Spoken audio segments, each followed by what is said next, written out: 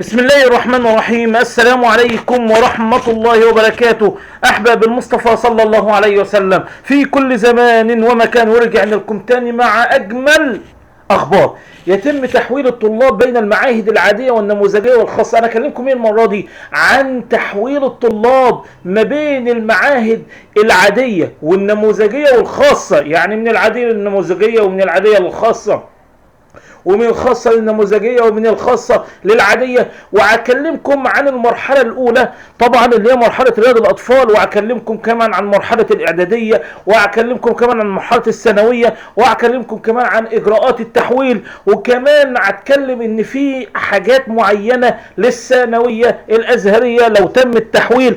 الكل يركز معايا ولايك وشير وكومنت ونبدأ الفيديو. بس قبل ما نبدأ صلى على سيدك النبي صلى الله عليه وسلم، ولايك وشير الفيديو ده. الكل مستني الكلام ده، الكل مستني ايه الكلام ده. يلا بينا نبدأ. اول حاجة، يتم تحويل الطلاب بين المعاهد اللي هي العادية والنموذجية والخاصة. انا عندي 3 اصناف من المعاهد، يا اما عادية يا اما نموذجية يا اما خاصة. بيتم التحويل ما بينهم؟ بيتم التحويل ما بينهم. طيب ركز بقى معايا. والمناطق الازهريه الكترونيا على الرابط، يبقى بيتم التحويل ما بين ال3 معاهد دولت ايه على الرابط ده، كله الكترونيا على نفس الرابط ده. تمام.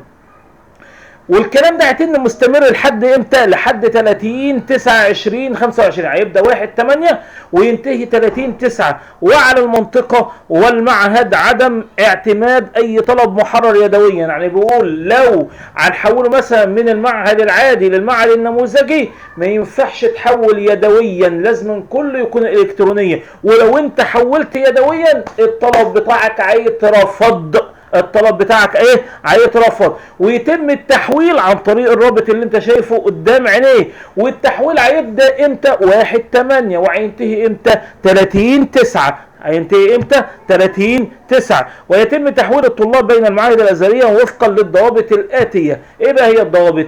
اول مرحله مرحله رياض الاطفال والصف الاول الابتدائي. قال لك لازم ايه اللي يتم فيه؟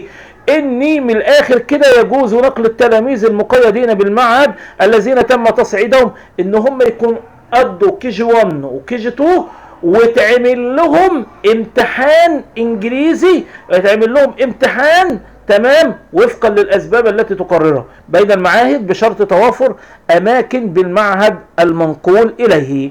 يبقى المعهد اللي هو اتنقل ليه لازم أن يكون في مكان، لازم أن يكون ايه في مكان. ماشي. التحويل من المعاهد العادية إلى المعاهد النموذجية. تمام. يلا.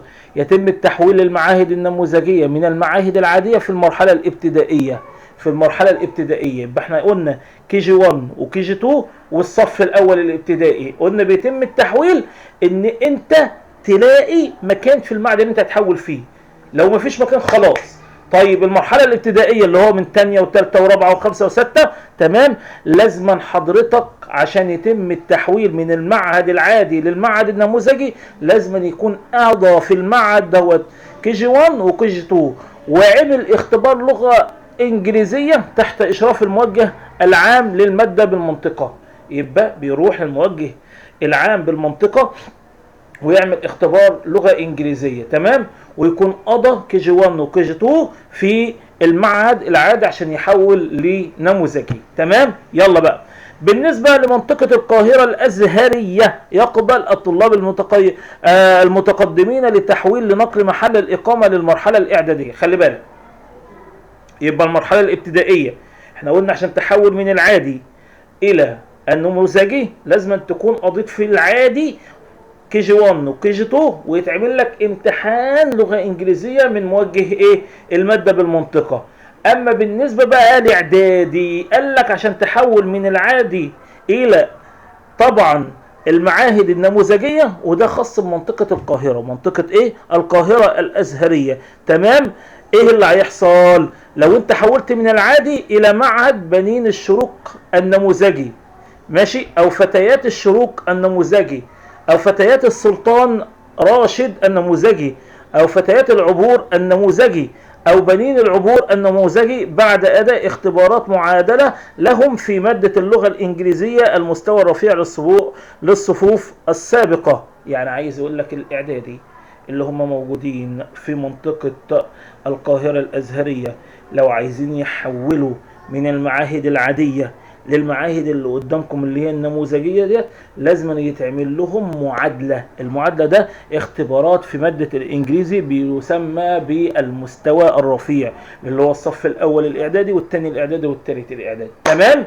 يبقى بالنسبة للابتدائي بيتعمل لازم يكونوا قضوا كي جي 1 وكي جي 2 في المعهد بتاعهم، ويكون عندهم ايه امتحان في اللغه الانجليزيه. اما بالنسبه للاعدادي وخصوصا المنطقه الازهريه والقاهره، تمام، لازم يكونوا تمام اولا بيحولوا محل الاقامه بتاعتهم، تاني حاجه ان هم بيتعمل لهم طبعا اختبار او معادله لغه انجليزيه بالمستوى الرفيع.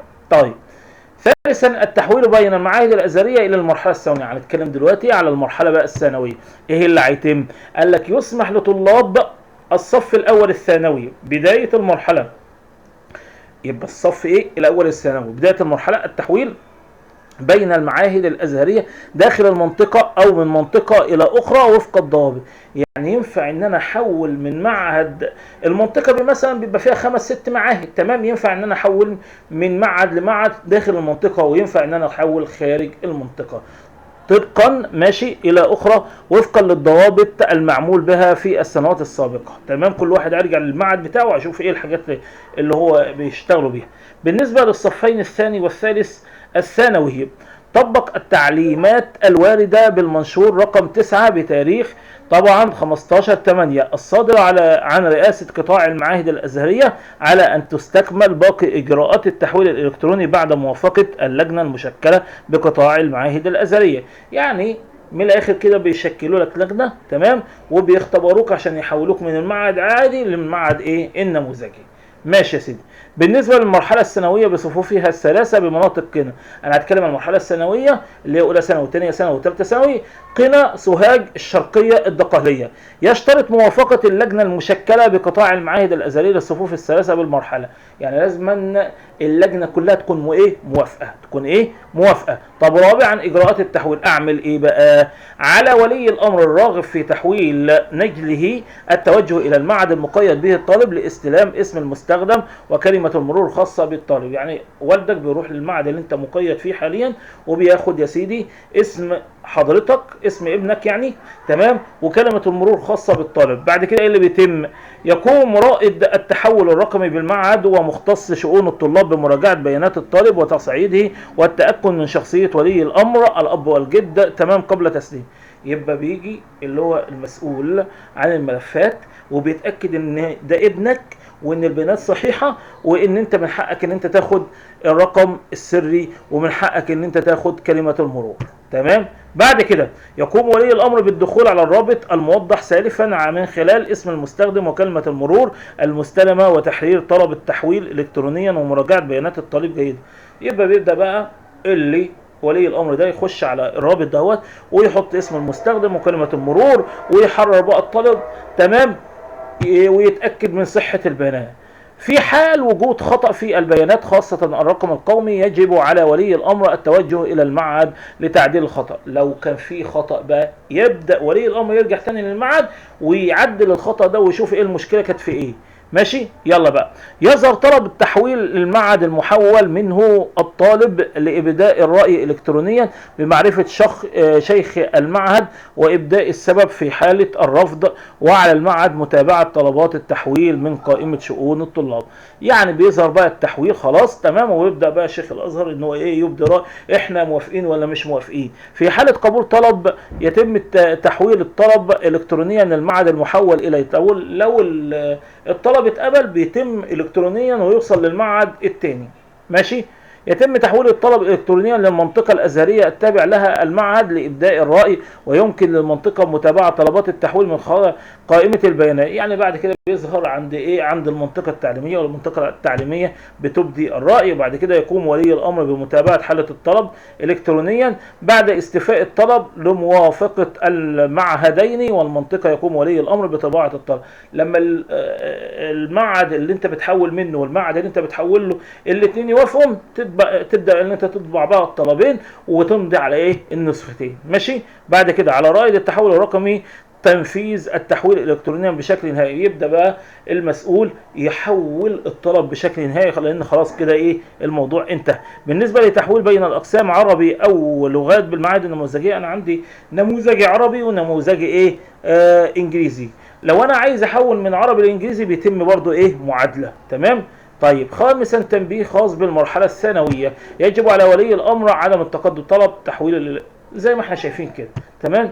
وبكده يا اولاد نكون قد انتهينا. ارجو ان تكونوا قد استفدتم. من عنده اي سؤال يبعتوا لي، وشرف لي ان انا ارد على حضراتكم. ولا تنسونا من خالص دعائكم، وما تنسوش اللايك والشير والكومنت.